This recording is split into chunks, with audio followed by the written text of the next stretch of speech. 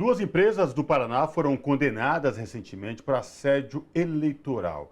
Em ambos os casos, a La Cooperativa Agroindustrial de Medianeira e a empresa de eletrodomésticos Britânia de Curitiba assediaram seus funcionários nas campanhas para o candidato à presidência da República, Jair Bolsonaro, do PL, hoje ex-presidente da República. Sobre essa questão, nós conversamos agora com Miriam Gonçalves, que é advogada e diretora-geral do Instituto Defesa da Classe Trabalhadora, o IDECLATRA. Doutora Miriam Gonçalves, prazer recebê-la no Revista Brasil TVT. Tudo bem? Seja bem-vinda. O prazer é todo meu. Muito obrigada por me receber. Só para dizer para vocês, eu estou numa livraria maravilhosa que nos cedeu espaço, a Zácara, aqui em Perdiz. Aliás, imperdível a livraria. Doutora Miriam Gonçalves, esta notícia que veio essa semana aí com esta condenação dessas duas empresas joga luz a um problema que era já questionado e denunciado, que é a questão do assédio moral em empresas a funcionários. Queria lhe ouvir sobre esta condenação especificamente dessas duas empresas e que sirva de exemplo, né? Na verdade, eu quero dizer o seguinte, as decisões foram muito importantes. A trabalhadora que saiu, que foi demitida, na verdade, da Britânia, teve uma indenização, é muito importante. Também a cooperativa LAR, que é uma das maiores do Paraná, também teve uma indenização de R$ 500 mil. Agora, primeiro lugar, a indenização ela não é razoável em relação ao valor que isso representa para uma cooperativa. Uma cooperativa do tamanho da LAR, esses R$ 500 mil não fazem exatamente uma pressão. Faria se fosse, por exemplo, quanto o seu diretor-geral, o senhor Irineu, que fez a campanha pessoalmente em rádios e ameaçando os trabalhadores, na verdade falando dos problemas econômicos e tal, que aconteceriam se o Bolsonaro não fosse eleito. Então, assim, é importante, muito importante, o Ministério Público do Trabalho agiu com prontidão, foi ótimo. Agora, eles estão acostumados, né? Essas empresas que têm esse comportamento, elas se repetem. E, Miriam, nós estamos falando de dois processos diferentes, né? Um de ação civil pública, que é o caso da cooperativa, exato, e um caso de ação individual, que é o caso da funcionária demitida na Britânia.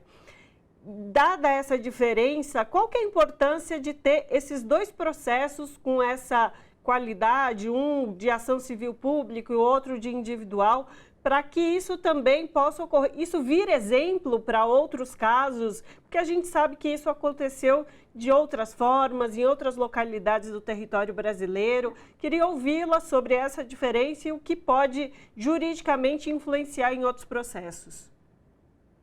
Veja, a individual ela tem uma importância grande, porque até então sempre foi muito difícil provar e muito difícil fazer com que um juiz decidisse sem falar, não, mas não foi pressão, foi uma conversa, você tem direito a essa conversa. Então, essa decisão especial, reconhecendo que essa trabalhadora foi realmente ameaçada, né, sem colocar todas as palavras, se o Bolsonaro perder, você está demitida, ela tem uma importância muito grande. É como qualquer ação de danos morais, que é muito difícil de provar e quando é reconhecida é uma beleza. A ação coletiva, né, a ação por danos coletivos, ela também é muito emblemática, porque ela pega as empresas como um todo, não é só aquele caso pontual, porque, por exemplo, no caso da LAR, era feito pelo rádio, era pelo rádio, sabe? porque o Brasil, a economia vai piorar, serão demitidos e tal. E a gente está falando aí de uma população de empregados, até vou pegar o número correto aqui para te dizer, 24 mil trabalhadores, né? E mais 12 mil associados. Então, imagine a amplitude que é isso. Nós tivemos mais casos, né? Nós tivemos o caso do Condor, enfim, nós tivemos que se repetiu, né? Aconteceu em 2018 e se repetiu esse ano, né? Enfim. Inclusive, uma famosa loja de departamento que tem sua sede em Santa Catarina também, e depois se expandiu para o Brasil, também praticou isso. Tem denúncias de trabalhadores, assembleias, né, Muito, Miriam? muito. O periquito lá, né? Então, é uma coisa terrível isso. E o mais interessante que eu queria falar para vocês, Cosmo e Ana, que quando a gente fala em abuso do poder econômico, as pessoas normalmente atribuem ao seguinte: o candidato recebeu muito dinheiro. Não, não é isso.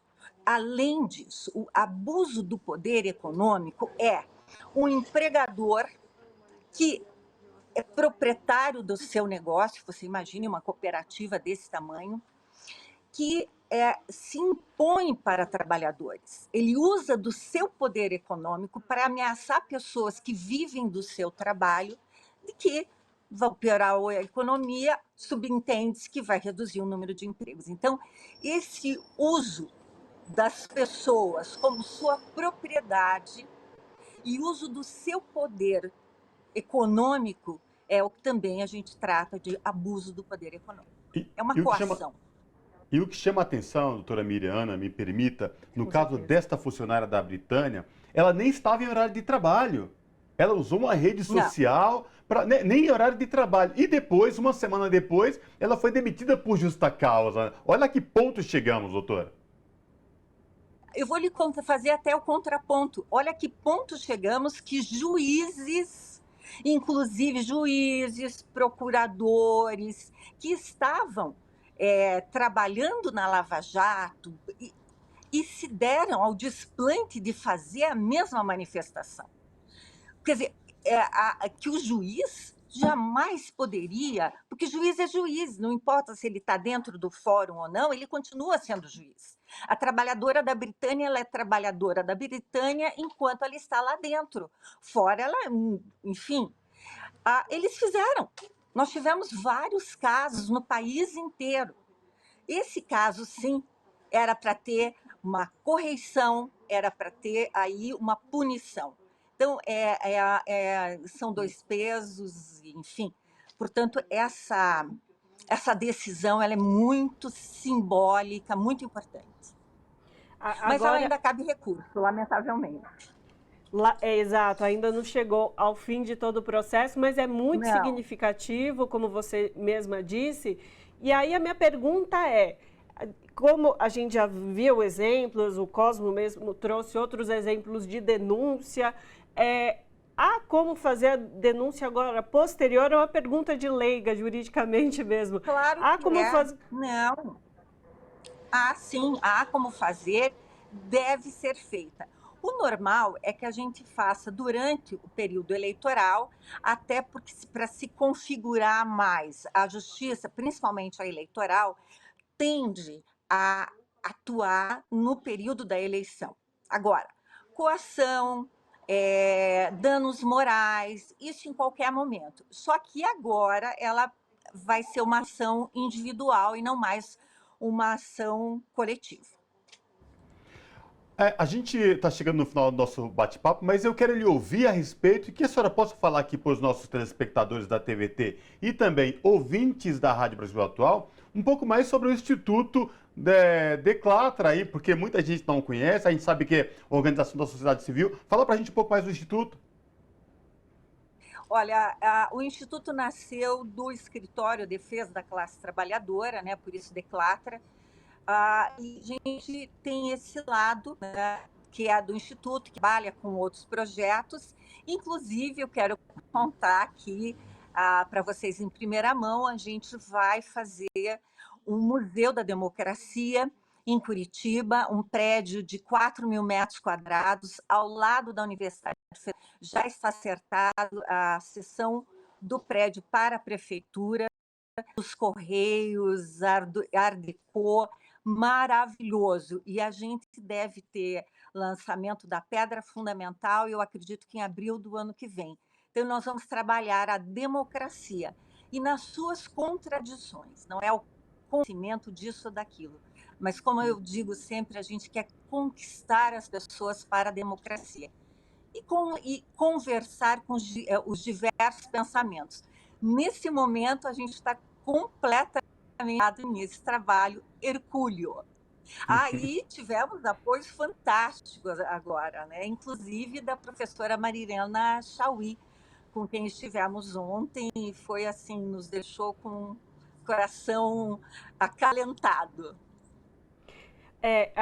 Eu queria aproveitar, sua conexão deu uma breve falhada, mas a gente te compreendeu perfeitamente. Mas eu queria aproveitar esses minutos finais da nossa conversa assim, na verdade, esse candidato que foi o que teve a campanha realizada dentro das empresas, a coerção que é Jair Bolsonaro, né, o então candidato das eleições o ano passado, está sofrendo diversos processos, né?